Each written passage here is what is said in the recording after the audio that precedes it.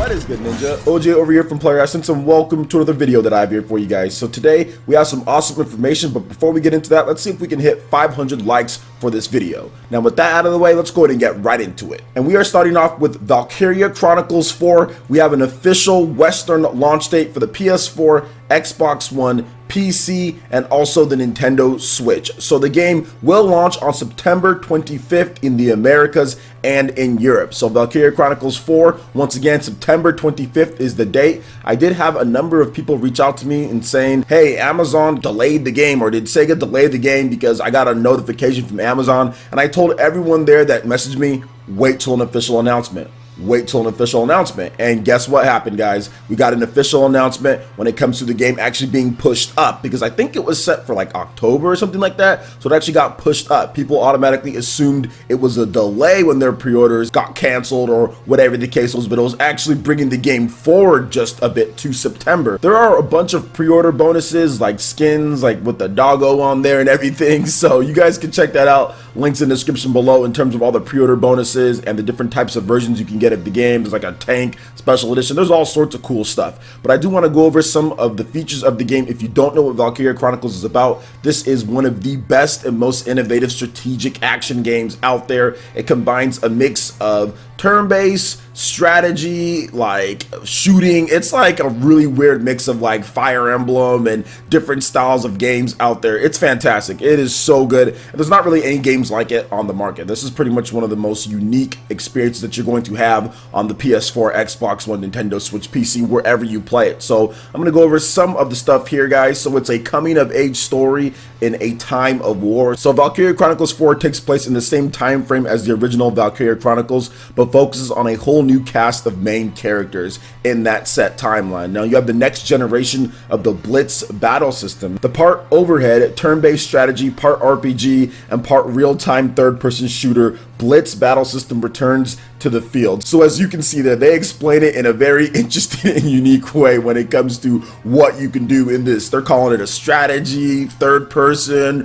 RPG, real time. I mean, it's all sorts of stuff, but trust me, it blends it so well. You're going to feel like, okay, if you're an RPG fan, you're going to feel that there's a lot more tactics in there. If you haven't played it before, you're going to feel like there's plenty of tactics. But then again, if you're an action game fan, you're going to feel like you have enough control over your character that you don't feel like you're being restricted by an RPG. So I think that there's a good balance between all of that. Now, some of the other features as well is the canvas aesthetics, and this is the new graphics system in the game. So the series' signature hand-drawn visual style is back and overhauled for the newest generation. Inspired by watercolor compositions, the canvas graphics engine blends visual elements of reality and imagination to create an expressive world filled with colorful emotions. Watch the journey of Squad E unfold like an interactive painting, which is probably one of the best things about Valkyria Chronicles 4 is how they do the graphics and how it blends in and how it works with the characters and the gameplay. Everything just flows. So I love the canvas system. And then you also have the return of a legendary composer as well, guys. Valkyria Chronicles 4 is going to have some amazing tracks, so you can get some more details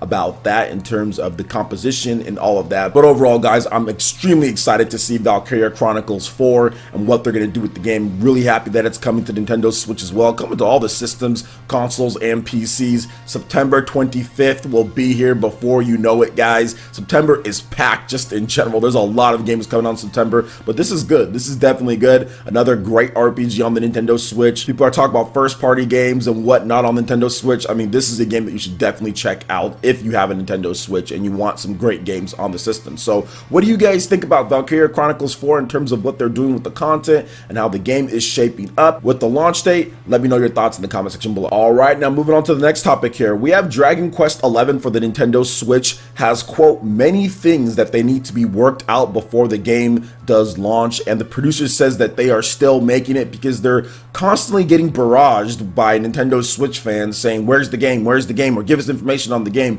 even though they've told you already multiple times that they're still working on the game. There's still stuff that they need to do. Now I understand some frustration, but at the same time, you don't need to be pestering them consistently over and over when they've already gave us updates in terms of where they were at the game. They're working on it. So the Nintendo Switch version of Dragon Quest XI, Echoes of an Elusive Age, still has many things that need to be worked on, according to the producer Hokuto Okamoto, who told Polygon this at E3 2018. Quote, "We're making it." Okamoto said, reflecting on the Nintendo Switch version, "We're still making it. I can't say anything more." So there you go. He also continued with this as well, saying, "When we first announced Dragon Quest XI, the Nintendo Switch hadn't come out yet, and the development kits also wasn't finalized. The hardware specs weren't out yet, but we were like, we can manage this. We can put it out on the Nintendo Switch." So it looks like they maybe bit off a little bit more than they can chew before they even had the development kits. They already announced it and everything, which was probably a mistake, but at the same time, we're always bashing and knocking developers for not announcing Nintendo Switch games day and date or whatever the case is. So maybe they felt a little bit pressure. Maybe they felt that this was going to be a system that was going to take off, and they wanted to assure their fans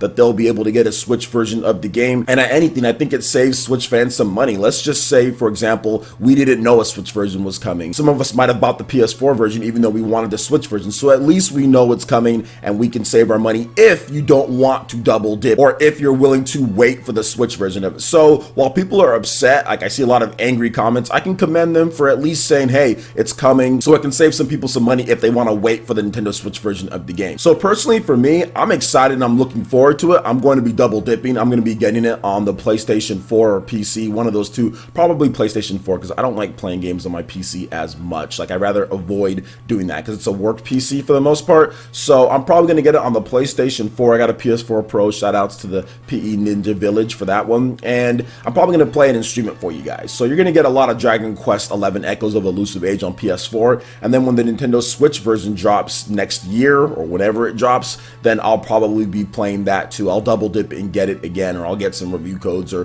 whatever the case is. I just know I'm going to be playing the game. And from everything that I've seen so far from the Western build of it, it looks really good. I'm excited to get into the game, get into the content, see what it can do. I just don't like how long the localization took. Like, the fact that it took over a year for localization for Dragon Quest is a bit long in my opinion, but it is what it is. There's nothing that we can do, just like there's nothing we can do about this whole Switch delay or Switch development type of deal. They need to get it right. They need to get a good port, and asking them for it over and over when it's not ready, that's not going to lead to anything, because I don't want an unfinished game. We need to let them finish it, and then when it's ready to go, they'll let us know and we can pick up the game probably next year. So we'll have to wait and see on that one. So what do you guys think about Dragon Quest XI Echoes of an Elusive Age when it comes to the Nintendo Switch version of the game? Are you planning on picking up the PS4 version and the Nintendo Switch version, or just the Switch version or PC? Let me know your thoughts on this title in the comment section below. Alright, and moving to the last topic here, we have BlazBlue Cross Tag Battle DLC Character Packs 2 and 3 with Yang Xiaolong are now available. So you have Aegis, Jubei, Carmine, Naoto, Hakumen, and Batista join the fray. BlazBlue Cross Tag Battle downloadable content character packs 2 and 3 and standalone playable characters Yang Xiaolong from Ruby are now available. You guys can all go pick them up. Developer Arc System Works just announced this, and this is awesome stuff, especially for the Ruby character. She looks amazing in terms of her combat abilities, and she's a free DLC character as well. So here's an overview of the newly launched content. You guys are going to be seeing that on screen. You have the character pack 2 for $4.99. You get all the characters listed there. And the character pack 3 is $4.99. You get those 3 characters as well. And then of course you get the free character Yang Xiaolong as well from Ruby. So BlazBlue Cross Tag Battle is now available for the Nintendo Switch, PlayStation 4, and PC. And guys, I still want to get like a PE arena with this game, but we just don't have enough people who have the game yet. And I heard that there's some issues with it, so I haven't went and picked it up. There's so many good fighting games coming out on the Nintendo Switch, and there's so many different titles. We did get a confirmation of Dragon Ball FighterZ for the Nintendo Switch this September, at least in Japan. We'll have to wait and see what they announce for the West. But overall, I'm excited about this because the Nintendo Wii U didn't really get many fighters. The Nintendo 3DS definitely got some fighters early on in its life, like with Street Fighter and also with Dead or Alive and Tekken, but then it kind of died off afterwards and we didn't get much. So the Nintendo Switch, with all of these different fighting games coming out for it, you have Blade Strangers, BlazBlue Cross Tag Battle, we have Street Fighter 30th Anniversary as well that already launched, and then there's even more. SNK Heroines, Tag Team Frenzy, Dragon Ball FighterZ. There's just so many different titles and varieties of fighting games that you can play on the Nintendo Switch, or you will be able to play. Even stuff going back to last year with Pokken Tournament, which I still think is very underrated in terms of what that game is. It's a lot of fun to go online and play the game when it's not having lag with people and their bad connections. It's extremely fun fun to play with your friends in that game. So I think the Nintendo Switch is providing to be a great system when it comes to a fighting game experience. I'm really looking forward to seeing what other fighting games come to the system in 2018. We know about Guilty Gear, that's also coming as well. I think there's going to be some other announcements too. So